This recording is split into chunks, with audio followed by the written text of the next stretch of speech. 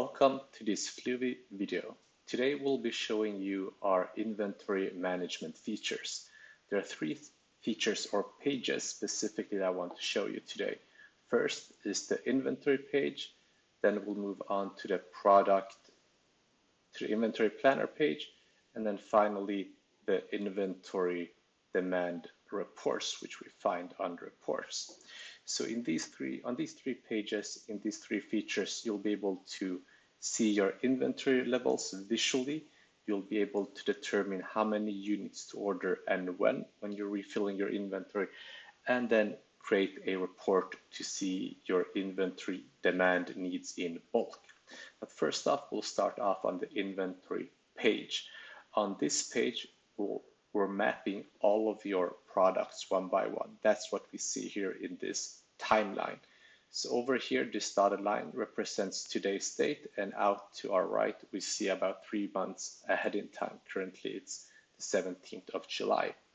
What we see here in this timeline are dots. Each dot is a unique product that this account is selling. If we hover over the dots, we see information related to that product. We see, for instance, how many units we have in stock, how many days of forecast of coverage we have, and when we're expected to be out of stock at FBA. And at the bottom, we also see the sales velocity, how many units are sold every day. So every day, as you make sales, these dots will move slightly to the left as you deplete your inventory. When you're getting close to completely running out of stock at FBA, these dots will be next to this dotted line over here. So all of these products are either out of stock or very close to being out of stock, whereas this product over here has plenty of stock left. It actually tells us that we'll be out of stock in 77 days and we should replenish in 63 days, assuming that there's a lead time provided. So this product has a 14-day lead time provided in Fluvi, which then helps us calculate when you actually need to replenish and also reorder from your manufacturer, which has a different lead time than just replenishing. So again, in the timeline here, we have a visual view of our products. We can very easily see which product we have plenty of stocks left of, and which products are running out of stock soonish, and which products are running out of stock very, very soon. And again, the numbers at the top here show how many units you have currently at FBA, and the higher up these dots are on the y-axis, it tells you that they have increasingly higher sales velocity. So products at the lower end have a low sales velocity, few units are being sold every day. Products up on the y-axis have a higher sales velocity and more units are being sold every day. So again, very quick and visual way to gauge your inventory levels in a visual and easily comprehensible manner. We showing the same data as we show here down in the table below. So we have a list of all our products. We see how many units are fulfillable, how many are available, how many are reserved and inbound, and so on. We can also see how many units have been sold the last 30 days, how many units are expected to be sold next 60 and 90 days, and also recommendations when products should be replenished, as in send more units to FBA, and reordered, as in placing a new order with your manufacturer. The key difference here is really the lead time. So replenish assumes that you have stock nearby. Maybe you're selling in US and you have a West Coast warehouse or East Coast warehouse, and you have a short lead time to replenish your FBA inventory. Maybe it's 14 days, 20 days, whatever it may be. Whereas reorder accounts for a longer lead time. Maybe you want to reorder from a Chinese manufacturer, you have a 60 or even 90-day lead time. So that's why we have these two columns. And assuming that you provided the lead times for both replenishing and reordering, will show different values here. Now, if these two lead times are the same value will be shown in the table. Continuing to our right, we can also see how many days until we're completely out of stock at FBA, and out of stock total shows our projection based on FBA inventory and 3PL inventory. If you do not have any 3PL inventory, these values will be exactly the same. Good. Continuing on our right, we have information related to reserved inventory, inbound inventory, future supply, and we'll also show a sales rank and sales velocity. Now these columns can be moved around as you see fit. So if you don't want, for instance, to see fulfillable inventory, you can simply deselect that and that will disappear from your table. If you want to see it again, simply mark it and it will show up right there. If you, for instance, want to see your sales rank at the very beginning, you can move it way up over here and you'll see it in the very beginning of your table. Good. So that's how you work the inventory page. I'm going to move sales back over here now. So this is how you work the inventory page. You have some additional settings up here where you can make timelines shorter or longer. But by default, I think we're showing 120 days. You can also disable or enable some of the visual components to this table. So if you don't want to see the legend, you just disable that and the legend will disappear. Good. Some additional settings here. The settings icon is really just to set if you want a comma or a period as your decimal separator. In the filters, you can select your marketplaces. This account only sells in US. That's why we're only seeing the American flag. But again, if you sell in Canada, Canada would show up here. If you sell in UK, you'd have an additional line here for Europe. You can also group your products either by region, ASIN, brand, or parent. So if you have a very messy table, if you have a lot of products, this table can easily get messy. And by grouping your products, it tends to get a little bit less messy. But selecting none will give you the maximum granularity. You'll see each ASIN light up on this map. All right, moving on. So from here, we'll go to the inventory planner page, which is way down here. On the inventory planner page, the first thing you have to do is to select a product. We'll do the shoulder rest here.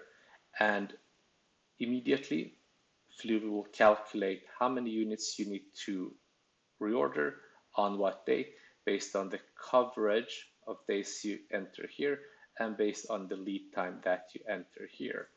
So let's just go over the numbers that we see here in front of us. At the very top, Fluvi shows you how many units you have on hand. So that's available units at FBA and also including incoming units through inbound shipments. That's why these two numbers are slightly different. If you've added 3PL inventory in Fluvi, which you do on the warehouse page over here, we would show that too, but this product doesn't have any 3PL inventory, which is why we see the 0. Fluvi will show you how many days of coverage you have, or rather how many days of coverage these units will last you for, based on the sales velocity that we've calculated over here. Fluvi will also tell you when you're expected to be out of stock, which is again 5th of September. And if we adjust these inputs, either the days of coverage or the lead times, if we adjust this down to 45, we'll see that the graph changes immediately based on our new settings. There we go. I'm going to use the or the default values for this example. And if we continue down below, again, what we see here now in the graph are a bunch of lines. If we hover over here, we see that the purple line shows projected units on hand out ahead in time. The light green bars show how many units were sold that particular month last year. And the dark green bars shows your seasonal demand, or shows your demand with a seasonal forecast 12 months ahead in time. So those are the 3 lines that we see here on the graph. Continuing below here, we see our future projected inventory demand each and every month, 12 months ahead in time. If we expand this section down here, we see our historical sales. So these are sales 12 months back in time. So starting with last month, June of 2026, going all the way back to July 2025. So again, we see each and every month how many units this product sold. If we click up here on the modifier, we can actually see 6 more months back in time from July 2025. So again, July 2025, June 2025, and so on back until January 2025. The reason we're showing 18 months is because when using the seasonal forecast, we're comparing your last 6 months of sales, so the last 6 months of this year, with the same 6 months a year ago. If you've sold more units this year than last year, you'll have a modifier that is positive and above 1.0. This modifier shows us 1.076, which tells us that we're selling 7.6% more units this year than last year. So the modifier is essentially just a year-over-year trend. But because you can change it, we're choosing to call it a modifier. So if you're unhappy with our calculation with the year-over-year trend, you can change this modifier to whatever number that you think is appropriate. So if we enter 1.2, we're telling the system that we're expecting to sell 20% more units the coming months than we did a year ago. If we, again, enter 1.2 and hit recalculate over here, we'll see the graph adjust based on this new year-over-year trend that we set. But I'm going to use the default value that Fluvi has calculated for me. So I'll just hit recalculate, it resets. I'm going to hit recalculate here as well. And then the graph and table recalculates as well. Now, the seasonal forecast is again calculated by looking at your last 6 months of sales and comparing these 6 months with the same 6 months a year ago. That's how we get the modifier, the trend. Once we have the trend, once we have the modifier, we then multiply each and every single month back in time with the modifier to get your future inventory demand forecast. By utilizing both the trend and multiplying historical month, we get the seasonality as well. So if you have a product that sells a lot during the winter months, but not so much during the summer months, by utilizing both trend and seasonality, we get a fairly accurate prediction or forecast. Now, the seasonal forecast is not very useful if you've had massive sales growth from last year to this year. Then your modifier will be inaccurately high. So then you could either adjust this or use the simpler weighted moving average calculation. The weighted moving average calculation looks at your last 6 months of sales and assigns a weighting to the entire 6-month period and then the last 60 days and last 30 days.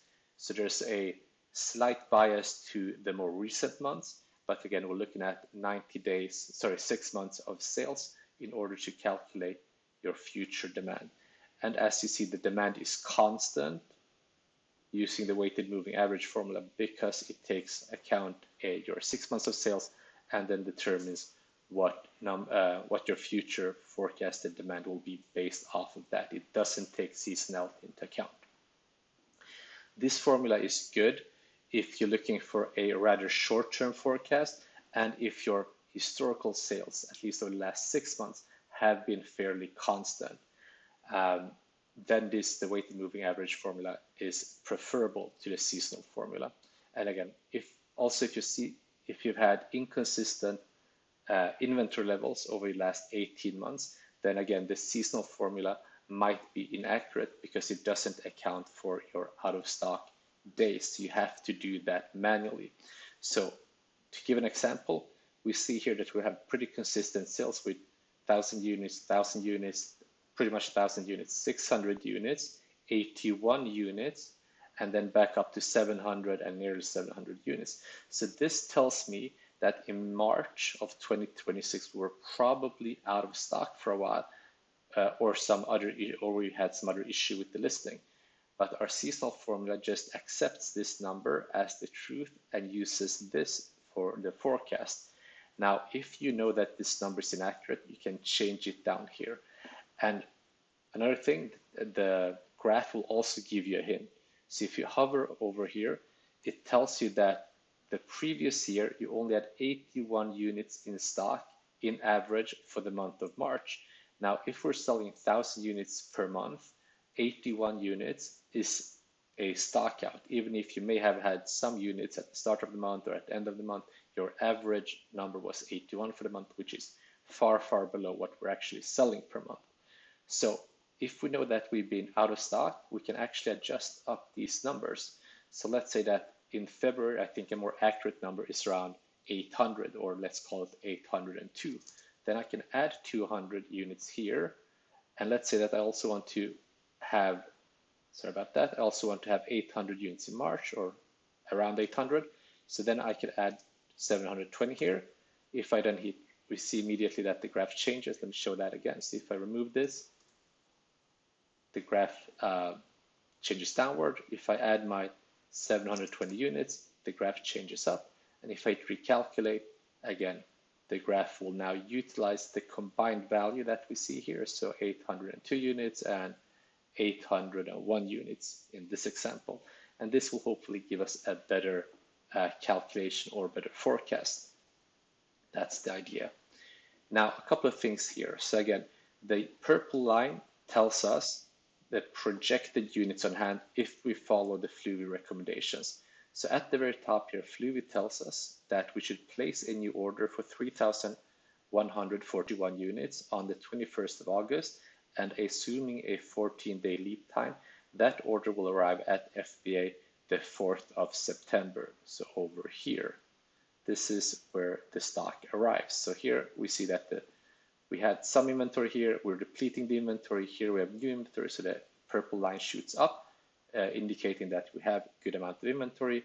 We're selling units, so the purple line is falling. Here it tells us that we're running out of stock, so we should reorder another 3,000-ish units. Those 3,000 units will arrive here, and the journey continues up and down, up and down. The dark green line, again, is the forecasted seasonal demand. So because we have a positive modifier above 1.0, the green line will be slightly above the light colored green bars. And we can, by the way, change this as we see fit. So either we change the values here in the section below, or we can just move this line up and down as we think is accurate. But again, by default, Fluvi will do an automatic calculation as soon as you select a product up here, and but give you the flexibility to changing the values that are being used for the calculation. Good. The last page I want to show you is let's go up here, the inventory demand report. So if we head over to reports, and if we create a new report, we're going to create the inventory demand report. The first thing that Fluvi will prompt you is to tell Fluvi the number of coverage days you're looking for. So if you're looking to add inventory that will last you X number of days, this is where you input the X. Let's call it 77 in this case. So I'm looking, when I'm restocking my inventory, I'm looking to add 77 days of stock when sending inventory. You can also set your order date as in when you'll be expected to send those units. So let's call it the 26th of July. We can adjust our lead time here if you want to. I'm going to use the preset lead time that I've already set for my products. I can also set case pack, quantity, and here I'll select the team that I want to do this for. Fluvi helps both individual sellers but also agencies. We're now logged into the Fluvi test agency account, which is why I'm seeing multiple teams and clients here. The next selection I can make is which countries should be included in the report. I'm going to select just United States here. I can also select specific products, and they will be sorted by revenue, your last 30 days of revenue, but I'm just going to do all products. So I'm not making a selection here. If I want to exclude products, so let's say if I want to exclude products with at least 45 days of inventory, I can do that here. So I just enter how many days of inventory the products that are to be excluded should have, and again, those products will not show up in the report. Then I can also choose to exclude archive products or inactive products that haven't had any sales for 6 months. So I'm going to go ahead and do that. Set this to 0. So from here, I'll generate the report. Actually, let's do 45. So let's generate this report, and let's give it a moment to refresh or to process. And once it's processed, we'll see that it's ready. And we can either download the CSV or open the CSV in our CSV viewer straight here in Fluvi. So what we see here, once we've opened the CSV, is first the team's name, the product's title, SKU, and ASIN. I'm going to move a little bit to my right here. So we see which marketplace the product is sold in. Stock tells us how many units we have currently today in inventory at FBA. Velocity tells us the sales velocity. Year-over-year and trend modified. This is the same value you saw on the inventory planner page. So this is essentially your year-over-year trend. Here we see the lead time in days. We see if we've added any case pack quantity. And the next two values here, stock at order, seasonal, and stock at order, weighted moving average, tells us how many units we're expected to have on the day of the order. So the order date is set to 26th of July. Currently, it's the 17th of July. So obviously, we'll have fewer units at the order date than we have today. And again, we're showing the expected number of units at the order date, both with the seasonal formula and the weighted moving average formula. That's why we have slightly different values here. If we continue to our right, we see the order quantity, both with the seasonal formula, but also with the weighted moving average formula. So again, order quantity tells us how many units we need from the order date and with the number of target days that we set earlier in the earlier frame. So again, we set 77 days of stock coverage. That's our target coverage. And again, that that's the basis of how we calculate how many units to order. So again, the seasonal formula takes account both trend and seasonality, but it requires steady inventory levels. If you have been out of stock many days over the last 18 months, this will be an inaccurate way of gauging how many units you need ahead in time. So again, the seasonal formula requires 18 months of sales history and ideally as precise as possible without out of stock days. The weighted moving average formula takes only last 6 months of sales into account with a heavier weighting on the last 30 and 60 days to account for more recent trends. Again, the value, so you'll always see two different values here, and it's up to you to decide which value is appropriate for your product. Now, to make that decision, we've given you additional context around our forecast here. So let's move a little bit to our right. Over here, we see how many units we've sold last 77 days back in time. So it says 77 because that's the target coverage days we selected before. If you would have selected 90 days coverage days, then this value would be 90 days instead of 77. We're also showing you how many units you sold the same 77 days a year prior. So now that we can see how many units we sold a year ago, how many units we sold 77 days back in time, we can actually see if these values are somewhat accurate. We see that we've sold almost 50% more units the last 77 days than a year prior.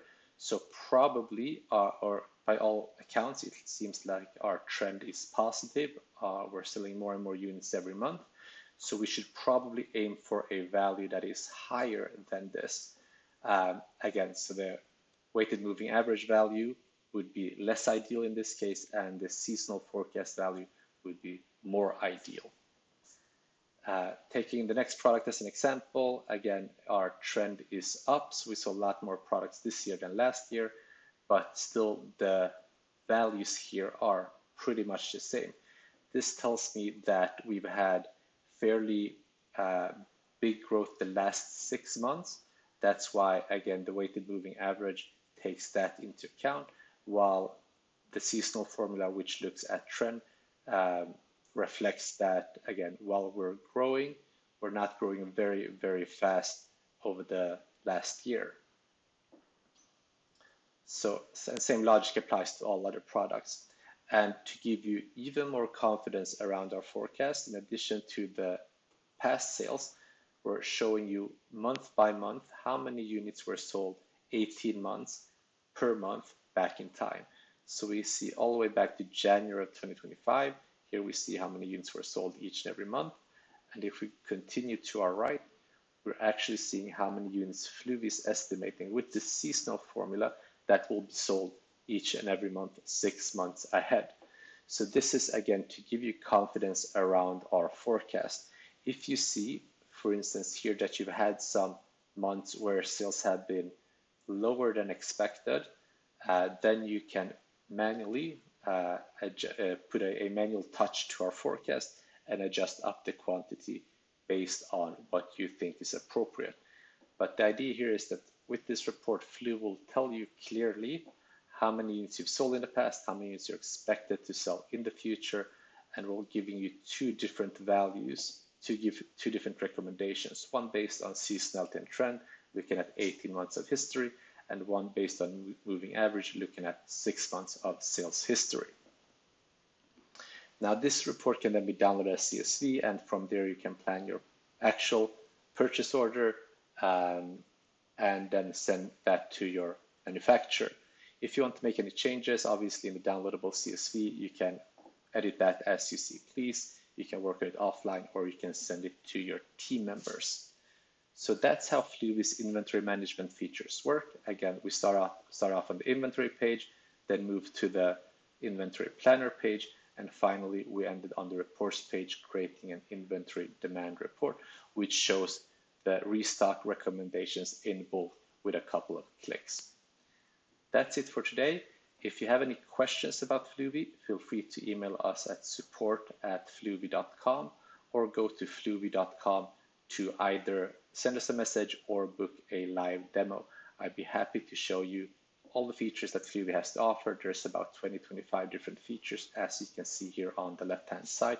We only covered a very few features today in this video. With that said, thank you very much for your attention and hope you'll give Fluvi a try. Thank you very much. Bye-bye.